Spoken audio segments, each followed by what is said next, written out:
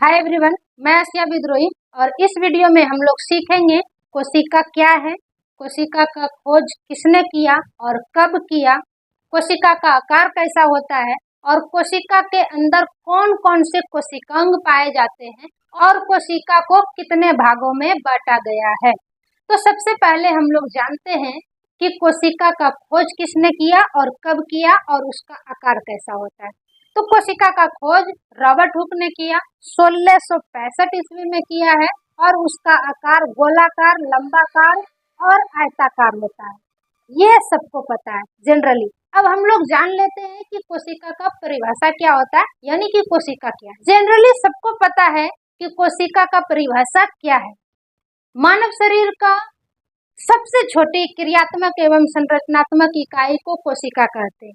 ये परिभाषा तो सबको पता होता है, लेकिन इसका मतलब सबको पता नहीं होता है। अगर हम उसके परिभाषा में गौर करें तो उसमें 3 शब्द मुख्य है, जिसको अगर डिटेल में समझ लिया जाए तो कोशिका का परिभाषा तो याद रहेगा ही, कोशिका भी पूरी तरह से समझ में आ जाएगा कि वो क्या है। पहला शब्द उसमें जो है सबसे छोटी। सबसे छोटी मतलब ये नहीं कि मानव शरीर का सबसे छोटा इकाई वही है, नहीं, उससे भी छोटा इकाई, यानी कि कोशिका के अंदर ही माइटोकॉन्ड्रिया होता है, गोल्गी काय होता है। इस तरह से छोटे छोटे इकाई उसके अंदर बहुत सारे होते हैं, यानी छोटे छोटे अंग होते हैं, कोशिकांग।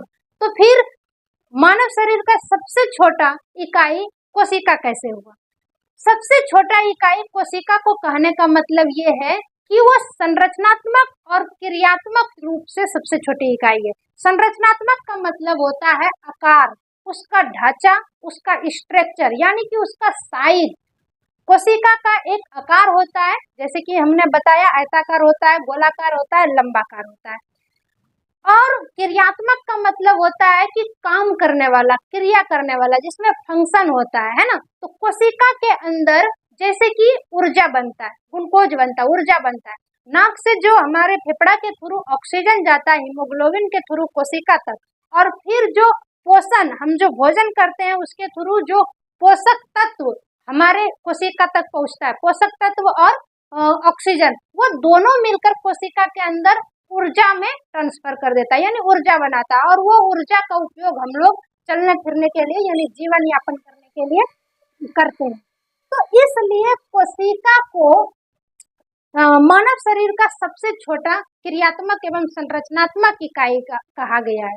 अगर कोई कहे कि मानव शरीर का सबसे छोटा इकाई कोशिका है, तो ये परिभाषा सही नहीं है।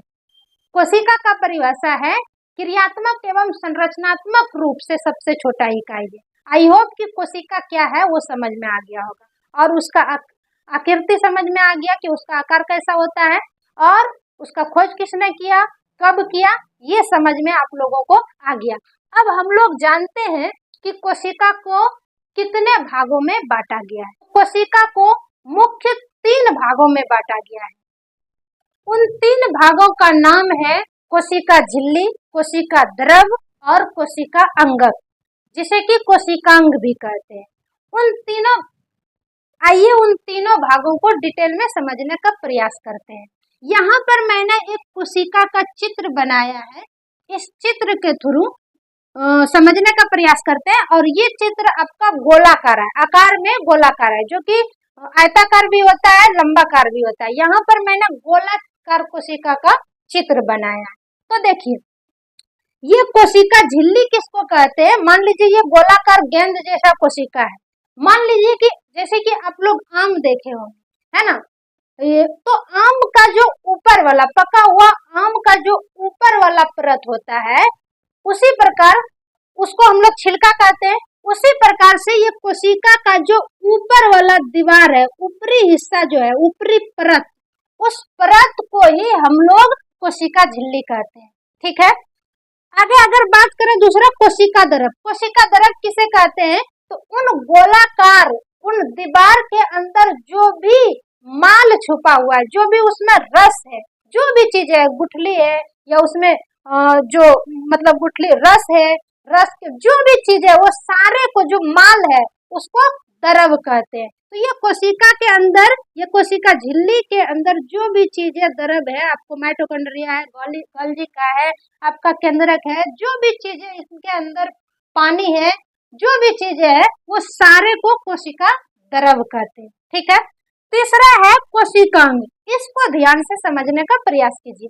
कोशिका के अंदर जो भी अंग, छोटा छोटा इकाई है, जैसे कि हमने आप लोगों को पहले ही बताया कि ह्यूमन बॉडी का सबसे छोटा इकाई कोशिका नहीं होता है, क्योंकि कोशिका के अंदर भी बहुत सारे छोटे छोटे इकाई है, जैसे माइटोकॉन्ड्रिया है, गोल्गी का है, लाइसोसोम है, राइबोसोम है, इस तरह से सेंट्रोसोम है, आपका केंद्रक है। ये सारे क्या है? ये सारे तो कोशिका के अंदर पाए जाने वाले कोशिका के अंग है, उसी को तो कोशिकांग कहते हैं।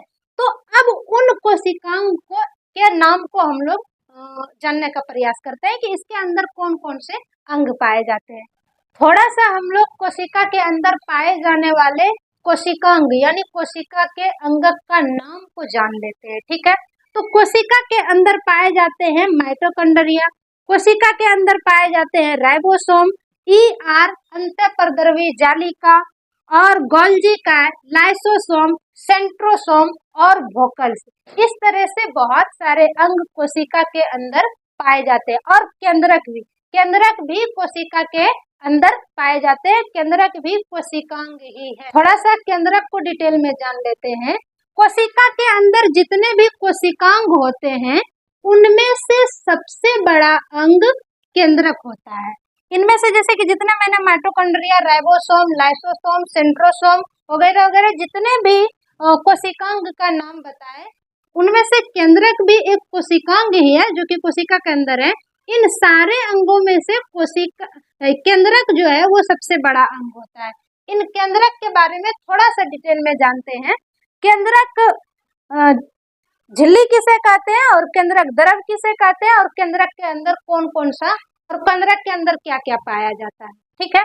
तो देखिए, केंद्रक का जो ये ऊपरी परत है, जिस प्रकार से कोशिका के ऊपर वाले परत को कोशिका झिल्ली कहते हैं, उसी प्रकार से केंद्रक के ऊपर वाले परत को केंद्रक झिल्ली कहते हैं।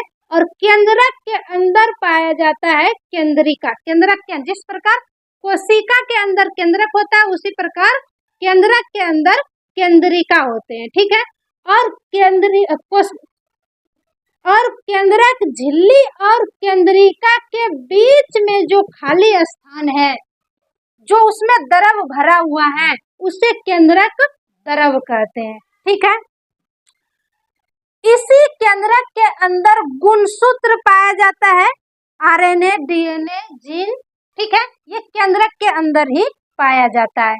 थोड़ा सा नोट में एक बात और सीख लीजिए कि केंद्रक का जो खोज किया है, किसने किया है? तो रॉबर्ट ब्राउन ने किया है। और ये सबसे यानी केंद्रक का सबसे बड़ा अंग होता है। और एक चीज और जानना है कि ये जो केंद्रक है, वैसे तो बॉडी में जितने भी सारे कोशिका होते हैं, उन सारे कोशिका के अंदर केंद्रक होते हैं, लेकिन आरबीसी यानी कि रेड ब्लड सेल, लाल रक्त कणिक कोशिकाएं जो होता है, उनमें केंद्रक नहीं पाया जाता है। इस बात को आप लोग याद रखें। आई होप कि आप लोगों को ये वीडियो पसंद आया होगा, इसलिए लास्ट तक देखने के लिए धन्यवाद।